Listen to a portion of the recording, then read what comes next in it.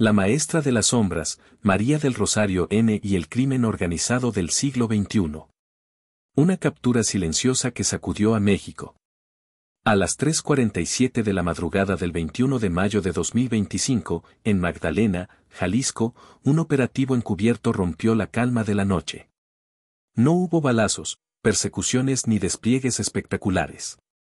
En una casa sencilla, sin lujos, sin cámaras ni perros guardianes, fue arrestada María del Rosario N., una mujer de 39 años que parecía una ciudadana cualquiera. Pero María no era común, era una de las operadoras más brillantes y peligrosas del cártel Jalisco Nueva Generación, CJNG.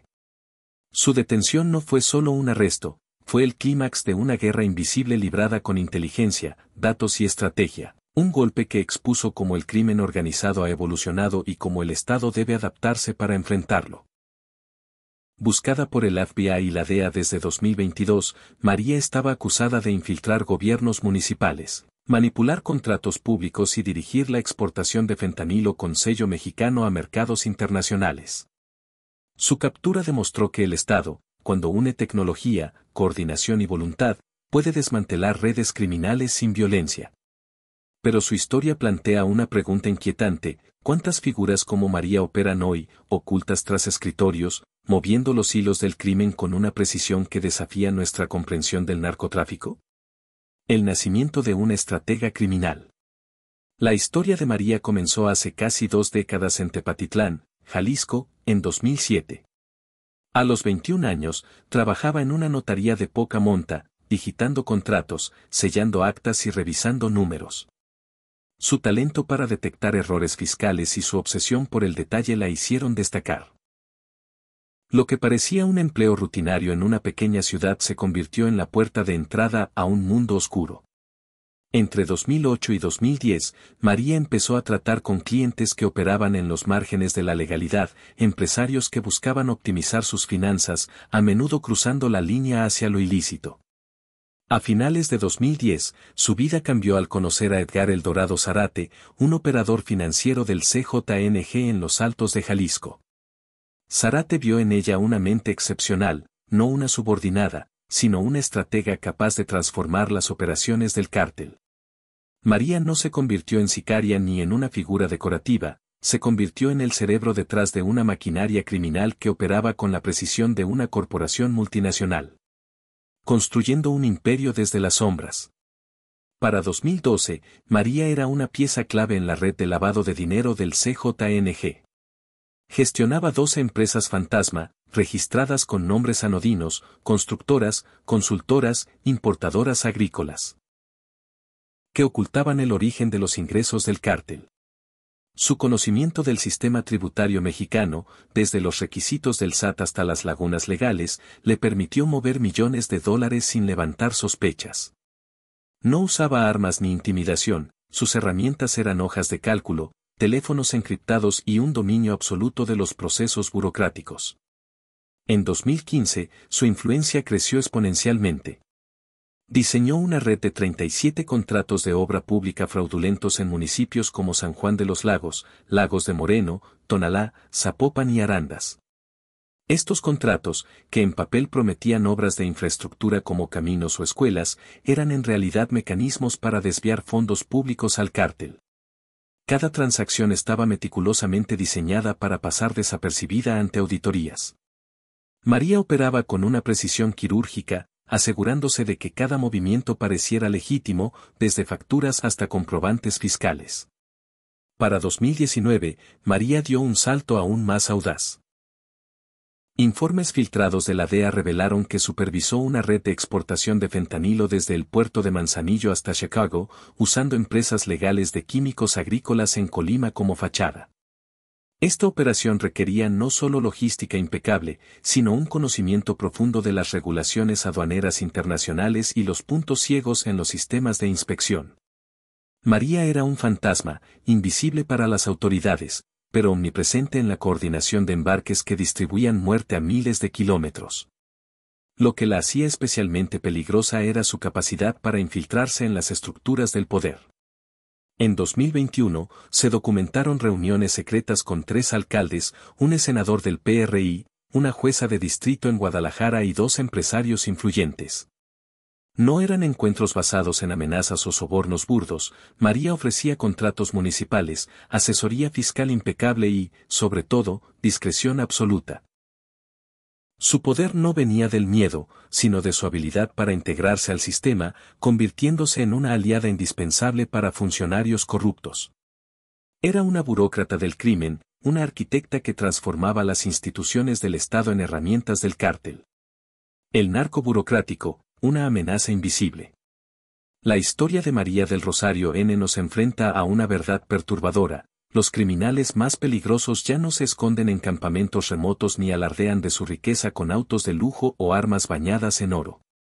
Operan desde oficinas con aire acondicionado, armados con laptops, credenciales fiscales y un conocimiento íntimo de los sistemas legales y financieros. María no era una figura visible del narcotráfico, era una estratega que usaba las mismas herramientas que los gobiernos y las empresas legítimas para construir un imperio criminal.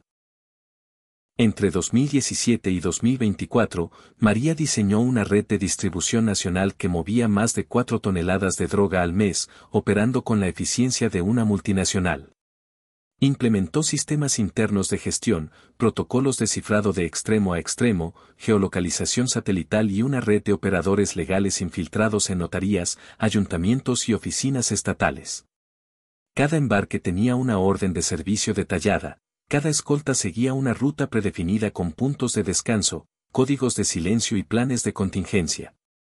Desde un servidor oculto en Veracruz, controlaba los flujos logísticos con precisión milimétrica, usando software comercial modificado por hackers anónimos. Lo más alarmante era la impunidad que el sistema le otorgaba.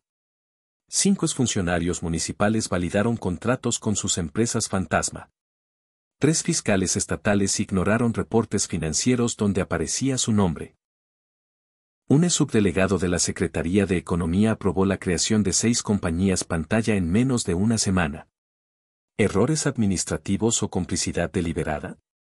La respuesta apunta a una verdad incómoda: el crimen organizado moderno no depende solo de la violencia, sino de la corrupción estructural. María no necesitaba disparar, le bastaba una firma electrónica, un sello oficial y un sistema que, por acción u omisión, le ofrecía un blindaje legal.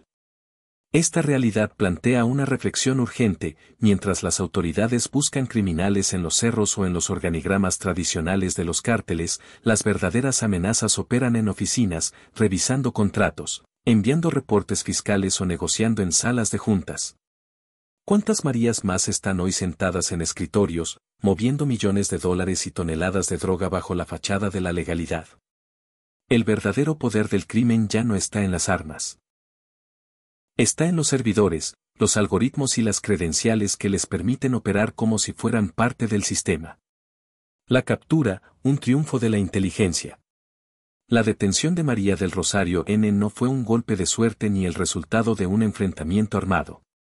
Fue el desenlace de 6 meses de trabajo meticuloso entre la DEA, la Fiscalía General de la República, FGR, y la Secretaría de Marina, SEMAR, bajo la coordinación directa del secretario Omar García Harfuch.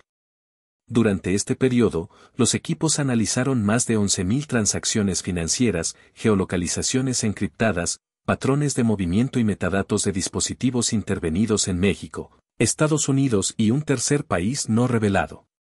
Cada dato, cada cruce, cada anomalía fue rastreado y verificado con una precisión quirúrgica. El punto de quiebre llegó el 10 de mayo de 2025, cuando una transferencia bancaria desde una empresa fachada en San Diego coincidió con la ubicación de María en un rancho al sur de Magdalena. 3 días después, un dron de vigilancia térmica confirmó su presencia nocturna en la propiedad y se activó un protocolo que priorizaba la estrategia sobre la fuerza. A la 1:42 de la madrugada del 21 de mayo, las redes celulares en un radio de 4 kilómetros fueron desactivadas para evitar cualquier comunicación. A las 3:42, 23 agentes encubiertos de la FGR, SEMAR y un grupo de reacción inmediata rodearon la vivienda marcada como objetivo Alfa 3. A las 3:47, María fue detenida sin resistencia, con 3 celulares, 2 laptops y una memoria USB encriptada en su posesión. No se disparó un solo tiro. Mientras era esposada, María pronunció una frase que resonó entre los agentes: no tienen idea de lo que están tocando. Y tenía razón. La mujer que vivía como una contadora independiente, con 2 perros labradores y una camioneta gris sin lujos, era el cerebro logístico del CJNG en 3 frentes: financiero, operativo y político. Desde 2017, diseñó una red que movía metanfetaminas desde Colima, facilitaba la entrada de armas desde Guatemala y circulaba millones de dólares en efectivo por 22 municipios mexicanos. Su mente no solo gestionaba pagos o contratos, coordinaba operaciones internacionales con la precisión de una empresa global, utilizando tecnología de punta y una red de operadores legales que operaban bajo la fachada de la normalidad. El rostro femenino del narco, una generación silenciosa. María no actuaba sola. Formaba parte de una estructura paralela dentro del CJNG, identificada por las autoridades como el Consejo Femenino Logístico. Este grupo, compuesto por al menos 5 mujeres estrategas, se encargaba de funciones críticas: blanqueo de dinero, logística internacional, falsificación de contratos y compra de voluntades políticas. Estas mujeres aprovechaban estereotipos de género a su favor, presentándose como contadoras, asistentes legales o consultoras de desarrollo municipal. Vestían con discreción, hablaban poco en público y evitaban los círculos sociales del narco.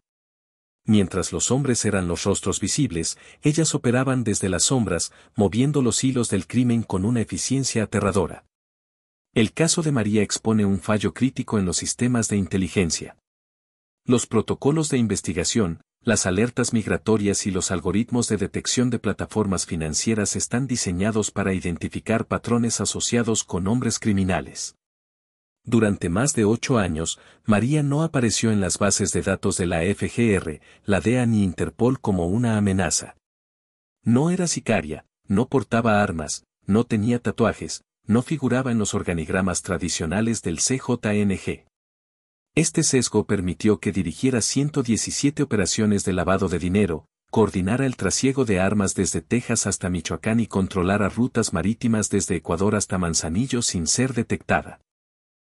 Usaba aplicaciones empresariales, VPN de doble rebote y sistemas de identidad múltiple que apenas ahora están siendo rastreados.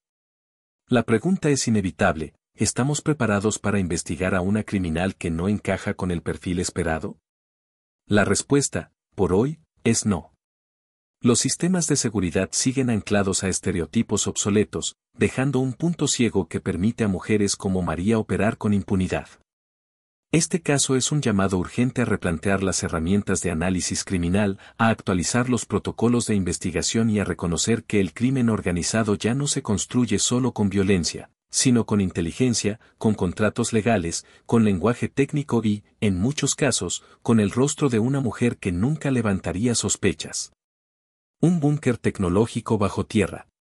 La captura de María no solo resultó en su arresto, sino en el descubrimiento de una infraestructura que desafía la imaginación. Bajo 3 metros de concreto reforzado, sellado con un sistema magnético hermético, los agentes encontraron un búnker digital equipado con una jaula de Faraday, diseñada para bloquear cualquier señal electromagnética y protegerse de rádares, drones o satélites. Era el cerebro cibernético del CJNG, una cápsula tecnológica que operaba en tiempo real en suelo mexicano, superando las capacidades de cualquier organización criminal conocida. Dentro del búnker, 6 servidores interconectados funcionaban con autonomía energética, respaldados por baterías de litio de alto rendimiento, paneles solares y un generador silencioso de doble fase. Cada servidor ejecutaba tareas específicas: monitoreo de rutas en tiempo real, análisis de movimientos policiales, gestión financiera en blockchain y un sistema de reconocimiento facial basado en inteligencia artificial que identificaba agentes, vehículos y comportamientos sospechosos. También se encontraron 10 drones modificados, equipados con cámaras térmicas, alcance de 8 kilómetros y capacidad de interferencia de señales. Algunos tenían compartimientos para cargas no letales y sensores programados para enviar alertas codificadas a dispositivos móviles de operadores del cártel. Todo estaba completamente automatizado.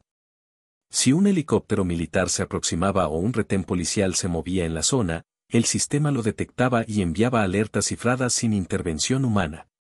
Los registros financieros, encriptados con algoritmos Adobe 256, se rastrearon hasta cuentas bancarias en Emiratos Árabes, Panamá y Luxemburgo. Este no era un sistema improvisado, era una red internacional, móvil y sofisticada, diseñada por programadores con experiencia avanzada en ciberseguridad y defensa de datos. Según los peritos, la interfaz del sistema, con mapas en 3D y simulaciones logísticas, parecía haber sido desarrollada por expertos con formación en centros de mando militar. Lo más inquietante es la pregunta que este descubrimiento plantea: ¿cuántos centros de comando similares operan en otros estados de México o en otros países, sin que las autoridades tengan conocimiento de su existencia? La infraestructura encontrada en Magdalena no es solo un caso aislado, es una advertencia de que el crimen organizado está entrando en una era digital para la que el Estado mexicano no está preparado. La corrupción post-retiro, una grieta estructural. La investigación posterior a la captura de María reveló una verdad aún más alarmante: su red no estaba protegida únicamente por criminales, sino por exfuncionarios y exagentes del sistema. En su computadora personal, analizada por especialistas del Centro Nacional de Inteligencia, CNI, y el FBI, se encontró un directorio cifrado con 148 nombres codificados. Tras descifrarlo, los investigadores confirmaron que 21 eran exfuncionarios mexicanos y 10 eran exagentes estadounidenses, incluidos 3 exmiembros de la DEA retirados entre 2017 y 2021. Uno de los nombres más polémicos es James H. Belton, ex jefe de operaciones de campo de la DEA en El Paso, Texas. Belton, ahora asesor externo de Deltacom Security, una firma privada que ofrece servicios de ciberseguridad a municipios del norte de México, está bajo investigación por presuntamente proporcionar inteligencia técnica al CJNG. En México, destacan los nombres de Luis Mendoza Ruiz, ex subdirector de la Policía Federal Preventiva, y Sandra León Paredes, ex fiscal regional en Baja California. Ambos habrían facilitado bases de datos confidenciales y desactivado alertas migratorias para los operadores de María a cambio de pagos mensuales canalizados a través de empresas consultoras. Este caso expone una grieta estructural que trasciende fronteras: la corrupción post-retiro. En México y Estados Unidos, no existe un control riguroso sobre las actividades de los exfuncionarios y exagentes tras dejar el servicio. Una vez que cuelgan el uniforme, su conocimiento institucional, los contactos, las claves, los procedimientos internos, queda a su disposición, sin seguimiento ni regulación. María lo sabía y lo aprovechó. Durante 5 años, tejió una red de relaciones con exagentes que ya no rendían cuentas a nadie, pero que conocían perfectamente cómo evadir auditorías, desactivar radares y manipular sistemas internos sin dejar rastro. Entre 2015 y 2024, María movió más de $150 millones en efectivo sin un único decomiso, gracias a esta red de protección. No compró solo sobornos, compró experiencia, mapas, puertas traseras y las llaves del sistema, todo de manera legal, porque hoy en día no hay mecanismos efectivos para controlar lo que los exguardianes del sistema hacen con lo que saben. Esta realidad nos obliga a cuestionar: ¿quién protege realmente a la ciudadanía si aquellos que juraron hacerlo ahora venden su experiencia al mejor postor? Una advertencia para el futuro. La captura de María del Rosario N es un triunfo, pero también una advertencia urgente. El crimen organizado ha evolucionado, pasando de los fusiles a los servidores, de los campamentos a las oficinas, de la violencia cruda a la sofisticación tecnológica.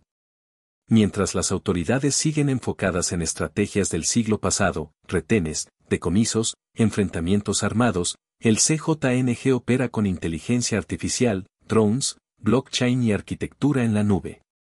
México no está preparado para enfrentar esta guerra digital. Carece de suficientes expertos en ciberinteligencia, de presupuesto adecuado y, sobre todo, de una voluntad política sostenida para invertir en tecnología de vanguardia. Además, el caso de María expone la necesidad de cerrar los vacíos legales que permiten la corrupción post-retiro.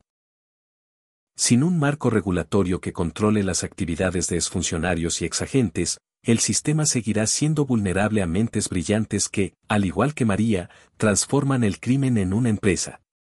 La colaboración binacional entre México y Estados Unidos es crucial, pero debe ir acompañada de medidas para evitar que el conocimiento institucional se convierta en una mercancía al servicio del narco. Por otro lado, la historia de María del Rosario N nos obliga a replantear nuestros prejuicios sobre el crimen organizado. Mientras sigamos buscando al narco en los estereotipos, hombres armados, campamentos remotos, ostentación de riqueza, ignoraremos a quienes realmente mueven los hilos, estrategas que operan con hojas de Excel, contratos legales, lenguaje técnico y, en muchos casos, el rostro de una mujer que nunca levantaría sospechas. La educación cívica nos enseña a respetar las leyes, pero cuando alguien como María usa esas leyes para traficar drogas, armas y muerte, el problema no es solo criminal, es estructural.